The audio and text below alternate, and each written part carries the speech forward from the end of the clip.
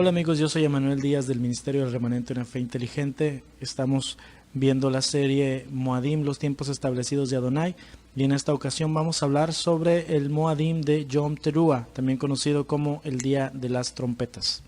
¿Cuál es la definición de Yom Teruah?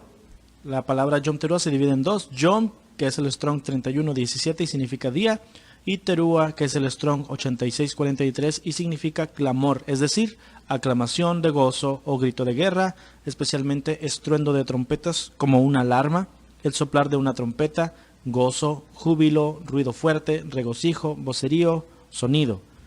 Podemos definir entonces Yom Teruah como el día de aclamación y gritos de guerra donde suenan fuerte las trompetas como alarma. La palabra Teruah, por ejemplo, la vemos traducida como aclamación en algunas ocasiones en los Salmos. En el Salmo 47.1 dice: Batid palmas, pueblos todos, aclamad a Elohim con voz de júbilo. El Salmo 66.1 nos dice: aclamad con júbilo a Elohim toda la tierra. El Salmo 81.1 dice: cantad con gozo a Elohim, fortaleza nuestra, aclamad con júbilo al Elohim de Jacob. Y el Salmo 100.1 dice: aclamad con júbilo a Adonai toda la tierra. También la palabra Teruah, como dijimos, es traducida de diferentes formas. En Números 10.5 vemos que dice: y cuando toquen alarma, entonces moverán los campamentos de los que están acampados al oriente. Ahí dice Teruah. Números 23.21: no ha notado iniquidad en Jacob, ni ha visto perversidad en Israel. Yahvé, su Elohim, está junto con él, y júbilo de rey en él. Ahí dice Teruah.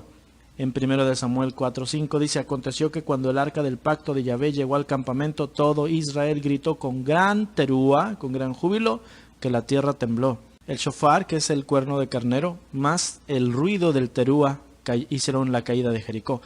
Josué 6.5 dice: y cuando toquen prolongadamente el cuerno de carnero, así que oigan el sonido de la bocina, todo el pueblo gritará a gran voz y el muro de la ciudad caerá. Josué 6.20: entonces el pueblo gritó y los sacerdotes tocaron las bocinas, y aconteció que cuando el pueblo hubo oído el sonido de la bocina, el shofar gritó con gran vocerío Teruah, y el muro se derrumbó. Entonces vemos como Teruah, mucho más allá que solo significar trompeta, significa el ruido de la trompeta y el ruido fuerte. Entonces hablemos del primer Moed de otoño, el primer tiempo establecido del otoño. Levítico 23.24 dice: habla a los hijos de Israel y diles: en el mes séptimo, el primero del mes, tendrán día de reposo, Shabbat, una conmemoración al son de trompetas y una santa convocación. ¿Por qué dice que tendrán día de reposo? Bueno, porque cuando es el Shabbat de un Moadim, se le llama Shabbat alto. No importa qué día de la semana caiga, se considera un Shabbat. Algunas generalidades de Yom Teruah: se realiza el día primero del mes séptimo, es un Shabbat alto, se tocan las trompetas, o sea, los shofares. Había un holocausto que era un novillo, un carnero, 7 corderos de un año, y con el novillo se presentaban 6,5 kilogramos de flor de harina de aceite, con el carnero 4,5 kilogramos de la misma harina, con los corderos 2 kilogramos cada uno de harina. El sacrificio expiatorio era un macho cabrío, todo junto con las ofrendas de cereales y las libaciones, además del holocausto mensual y el holocausto diario. Todo esto lo puede encontrar usted en Números 29 del 1 al 6. ¿Ok? Una aclaración muy importante: Yom Teruah no es Rosh Hashanah. Rosh Hashanah, que significa literalmente cabeza del año, es una celebración de 2 días que inicia el primero de Tishrei, o sea, el séptimo mes. Es considerado el año nuevo conmemorando la creación del hombre por Elohim, y observado por judíos mesiánicos, por judíos ortodoxos y muchos en raíces hebreas. ¿Ok? Sin embargo, no es bíblico. La escritura es clara en cuanto al principio del año. Deuteronomio 16.1 dice: guardarás el mes de Abib y harás Pesaj a Yahvé tu Elohim, porque en el mes de Abib Yahvé te sacó de Egipto de noche. Y Éxodo 12.2 nos dice: este mes les marcará para ustedes el principio de los meses, será el primero de los meses del año para ustedes. Primero déjeme decirle esto: los meses no tienen nombre según la escritura. Se dice primero, segundo, tercero, hasta el mes 12avo. La idea de que el séptimo mes se llama Tishrei viene de Babilonia, ¿ok? Si usted quiere saber más acerca de los meses del año y del calendario que debemos utilizar, le invito a que vea la introducción, las generalidades a esta serie que se llama Moadim, los tiempos establecidos de Adonai. Ese video, ahí le explicamos todo en profundidad. Y avancemos entonces. Los judíos utilizan dos calendarios de 12 meses. El calendario religioso, que es en sí el calendario escritural de Adonai, pero con los nombres babilónicos, y lo inician en el mes de Nisan, pero la escritura dice que debería llamarse el mes de Abib. ¿Ok? Y lo termina en el mes de Adar. Si usted ve la palabra Nisan en la Biblia, lo ve en el libro de Esther, donde vemos que ellos vivían después de Babilonia. Entonces, por eso dice Nisan, pero realmente Adonai le puso Abib. Y el segundo calendario que utilizan es el calendario civil, que es el calendario de las actividades gubernamentales. Inicia en el mes de Tishrei, que es el mes séptimo, y termina en el mes de Elul, que es el mes sexto. La adaptación de un calendario entre comillas civil que inicia en el séptimo mes es de influencia babilónica. Cuando la casa de Judá estuvo en el exilio por 70 años en Babilonia, fueron expuestos a su calendario, donde celebraban 2 años nuevos, uno en el primero de Nisan y otro en el primero de Tishrei. Ese segundo año nuevo lo celebraban con una fiesta llamada Akitú. Los judíos estaban empezando a asimilar esta fiesta pagana y los rabinos consideraron necesario contrarrestarlo. Como Akitú caía en el primero del séptimo mes, igual que Yom Teruah, entonces decidieron cambiarle el nombre y en lugar de, entre comillas, celebrar el año nuevo babilónico, crearon Rosh Hashanah y lo llamaron el día de la creación del hombre y empezaron a decir que era el año nuevo judío. Sabemos las características del espíritu del antimesías que gobierna en Babilonia, ¿verdad? Daniel 7:25 dice, Él hablará palabras contra el Altísimo, tratará de extenuar a los siervos del Altísimo y pensará en alterar los tiempos y la Torá. Por las muchas cosas que podemos criticar a los cristianos de agarrar las fiestas paganas para poder, según entre comillas, adorar a su Dios, pues aquí los judíos hicieron exactamente la misma cosa y lo hicieron antes.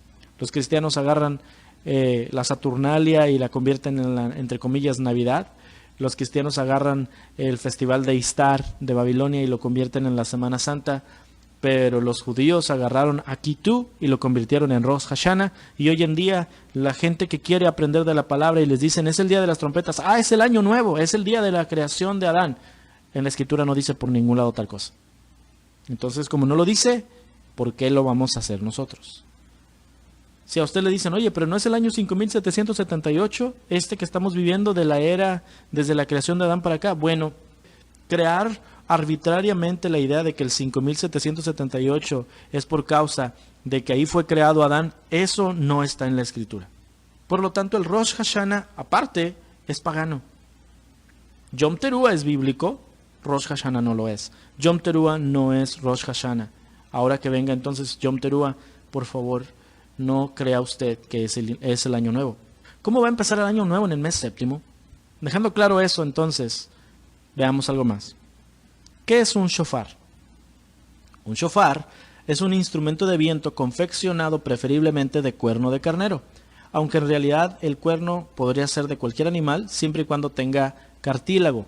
Hay 3 tipos de sonidos producidos con el shofar. Tekiah, que es un sonido largo, Shevarim, un sonido medio entrecortado, y Teruah, que es un sonido muy entrecortado. Esto lo saqué de una página llamada Chabad.org, usted puede comprobarlo. Y vamos entonces a hablar acerca de algunas razones para tocar el shofar según la escritura. Para llamar a Moisés al monte Sinaí. Éxodo 19:19 nos dice, según el sonido del shofar se hacía más y más alto, Moisés habló y Elohim le respondió con una voz. Yahvé descendió sobre el monte Sinaí a la cumbre de la montaña, entonces Yahvé llamó a Moisés a la cumbre de la montaña. También para llamar al pueblo a la guerra. Jueces 3:27 nos dice, cuando había entrado a Od, tocó el cuerno en el monte de Efraín y los hijos de Israel descendieron con él del monte y él iba delante de ellos. También se toca el shofar durante los Moadim. Números 10:10. Asimismo, en el día de su alegría y en sus fiestas señaladas, en el primer día de sus meses, tocarán trompetas durante sus holocaustos y durante los sacrificios de sus ofrendas de paz, y serán para ustedes como recordatorio delante de su Elohim. Yo soy Adonai su Elohim. También para llamar al año del jubileo. Levítico 25:8 dice, contarán 7 Shabbatot de años, 7 por 7 años, esto es 49 años. Entonces, en el 10º día del 7º mes, en Yom Kippur, harán sonar un golpe de shofar, sonarán el shofar por toda la tierra, y dedicarán el año 50 proclamando libertad por toda la tierra a todos los habitantes. Será un jubileo para ustedes. Entonces regresarán a todos a la tierra que les pertenece, y todos regresarán a su familia. También se toca el shofar en la coronación de un nuevo rey. Primero de Reyes 1:34. Que el sacerdote Sadoc y el profeta Natán lo unjan allí delante de Israel, y luego ustedes tocarán el shofar y dirán: ¡Viva el rey Salomón! También para anunciar un castigo sobre una ciudad. Amós 3:6 nos dice: cuando el shofar es sonado en la ciudad, ¿no se alarma la gente? ¿Puede el desastre caer sobre una ciudad sin que lo haya traído Yahvé? Eso es tremendo. Quiere decir que Adonai nos da una alarma siempre antes de mandarnos un castigo. Para reunir también a los dispersos de la casa de Efraín. Isaías 27:13. En aquel día sonará una gran trompeta. Los que fueron llevados a Asiria y los que fueron desterrados a Egipto vendrán y adorarán a Adonai sobre el monte santo en Jerusalén. También en la segunda venida del Mesías. Zacarías 9:14 nos dice: y Yahvé se manifestará a ellos, y sus flechas destellan como relámpagos. Adonai Yahvé sonará el shofar y avanzará en una tormentosa tempestad.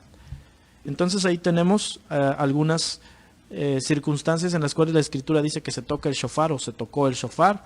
Vemos por lo tanto que el shofar es un instrumento utilizado realmente de Adonai, y es importante que usted lo conozca. ¿Okay? La cuestión del shofar es de que no es en sí un instrumento que suene bonito. Es un instrumento que no está hecho para sonar bonito, está hecho para que usted abra los ojos, está hecho para llamar su atención. Entonces el shofar viene de Adonai. La Escritura dice en Números 10:1-2 que tenían que hacerse unas trompetas de plata muy particulares, unos shofares de plata. Números 10:1-2.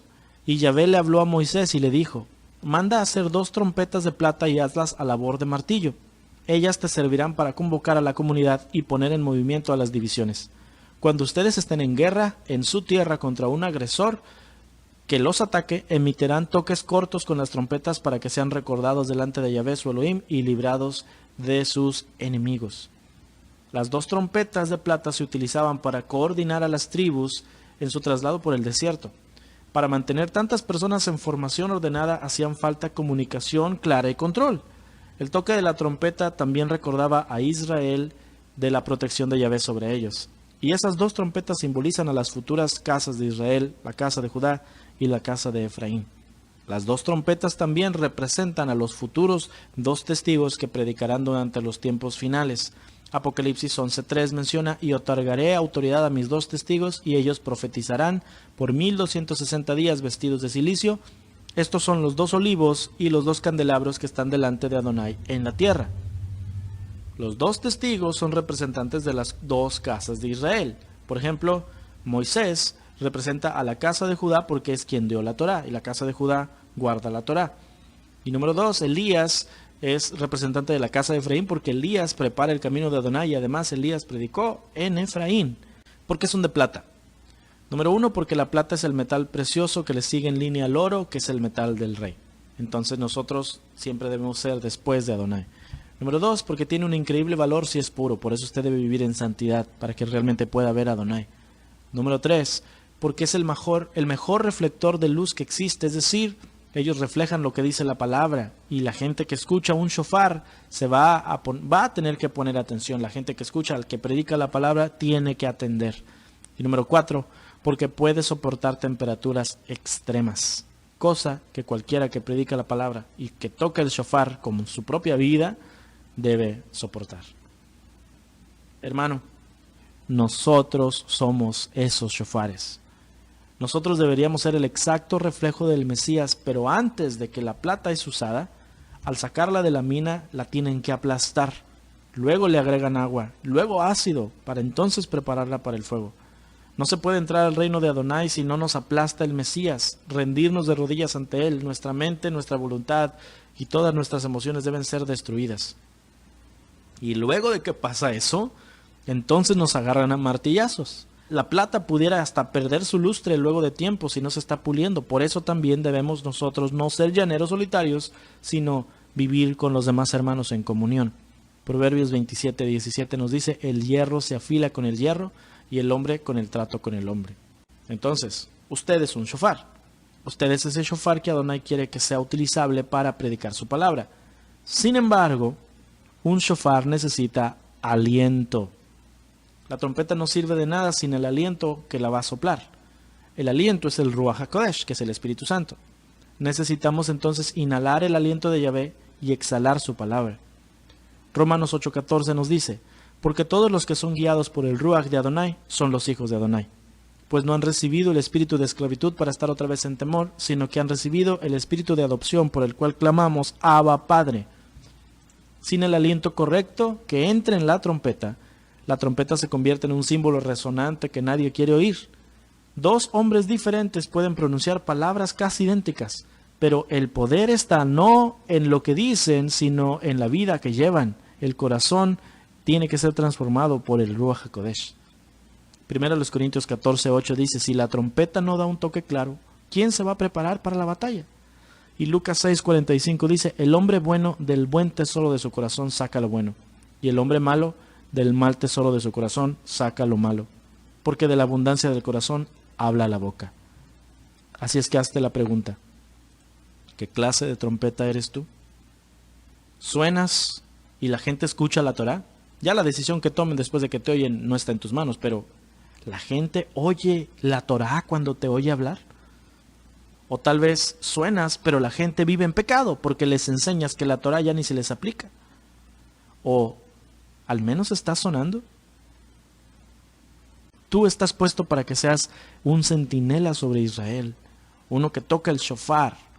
Ezequiel 33:1 dice, Adonai me dirigió la palabra y me dijo, hijo de hombre, habla con tu pueblo y dile, cuando yo envío la guerra a algún país y la gente de ese país escoge a un hombre y lo pone por centinela, si éste ve acercarse al ejército enemigo, toca la trompeta para advertir al pueblo. Entonces, si alguien escucha la trompeta pero no se da por advertido y llega la espada y lo mata, él mismo será culpable de su propia muerte. Como escuchó el sonido de la trompeta pero no le hizo caso, será responsable de su propia muerte, pues si hubiera estado atento se habría salvado. Ahora bien, si el centinela ve que se acerca el enemigo y no toca la trompeta para prevenir al pueblo y viene la espada y mata a alguien, esa persona perecerá por su maldad, pero al centinela yo le pediré cuentas de esa muerte. A ti, hijo de hombre, te he puesto por centinela del pueblo de Israel. Por lo tanto, oirás la palabra de mi boca y advertirás de mi parte al pueblo. Cuando yo le diga al malvado, vas a morir, si tú no le adviertes que cambie su mala conducta, el malvado morirá por su pecado, pero a ti te pediré cuentas de su sangre. En cambio, si le adviertes al malvado que cambie su mala conducta y no lo hace, él morirá por su pecado, pero tú habrás salvado tu vida. Tú eres ese shofar, tú eres ese centinela. Si tú no haces tu trabajo, la gente se pierde. Si lo haces mal, si tocas mal ese shofar, la gente no se preparará y será destruido. Yom Teruah es el inicio del llamado al Teshuvah, pero debe empezar con los que predicamos la palabra. ¿Qué cosa estás predicando? ¿Estás predicando la palabra? ¿Estás predicando lo que tú dices? ¿Lo que tú crees que la Escritura dice? ¿O lo que la palabra realmente establece? Es tiempo de humillarnos. Es tiempo de hacer lo que Adonai dice, no lo que nosotros queremos.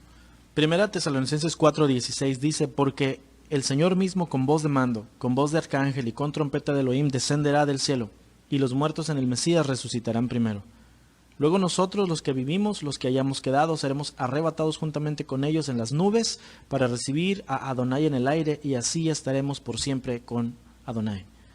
1 Corintios 15:51-52 dice, he aquí yo les digo un misterio, no todos dormiremos, pero todos seremos transformados.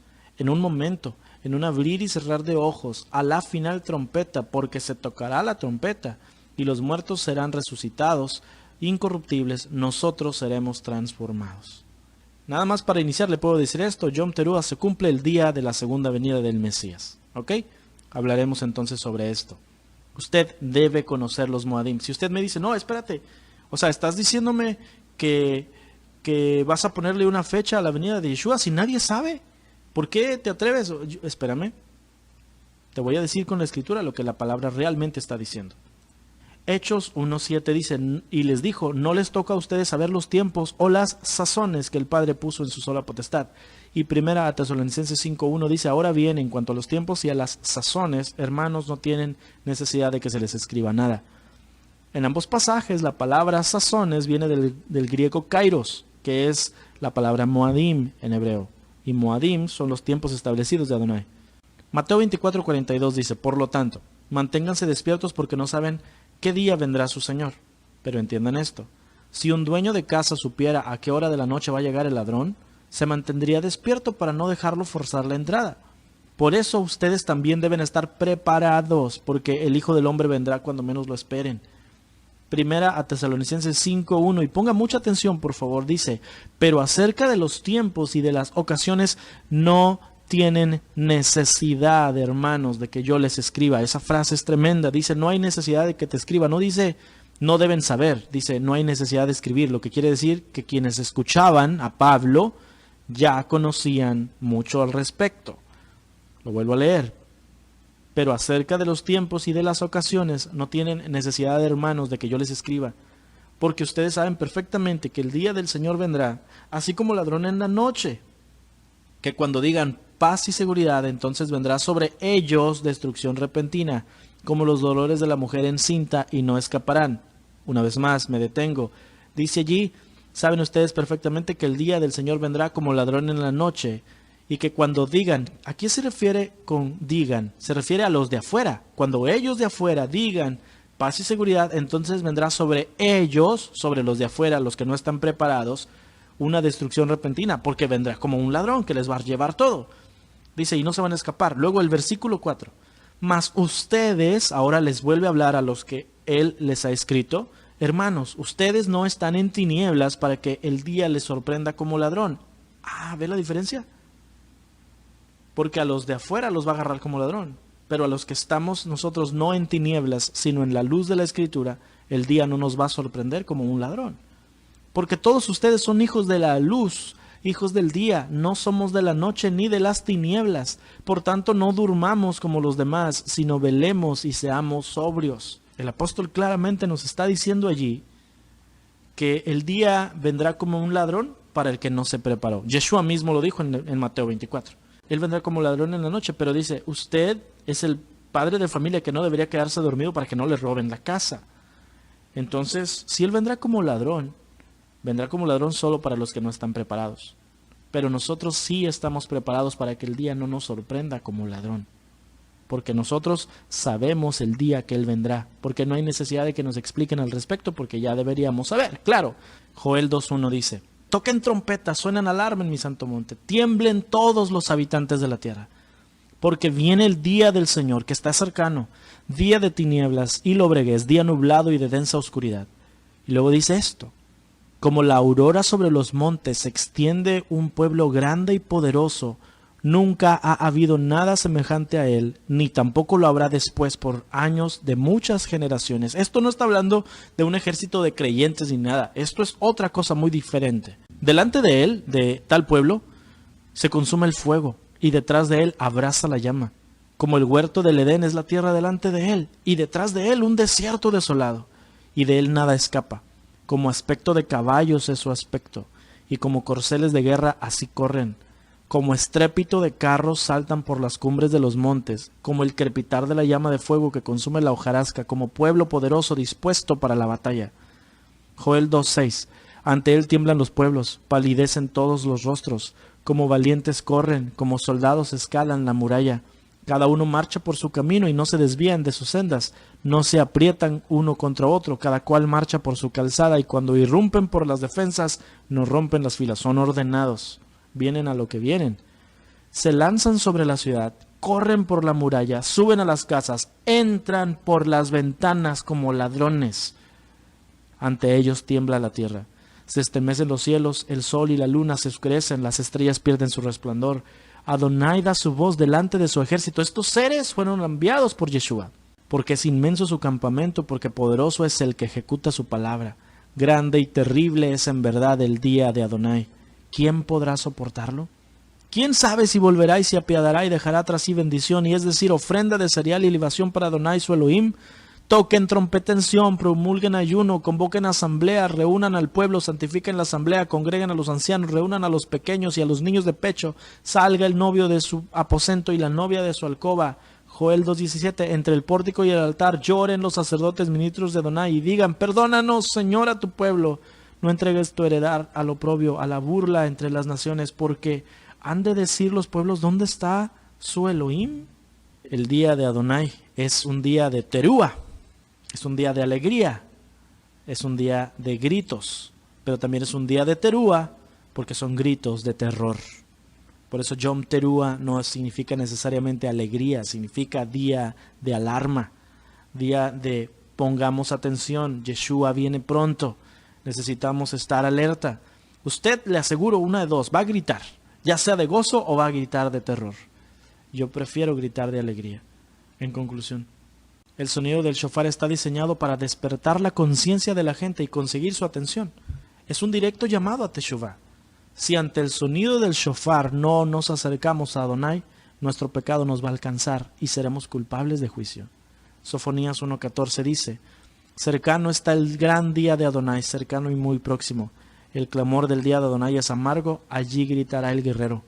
Día de ira aquel día de congoja y de angustia, día de destrucción y desolación, día de tinieblas y lobreguez, día nublado y de densa oscuridad, día de trompeta y grito de guerra, contra las ciudades fortificadas y contra los torreones de las esquinas. Muchas gracias por haber visto este video.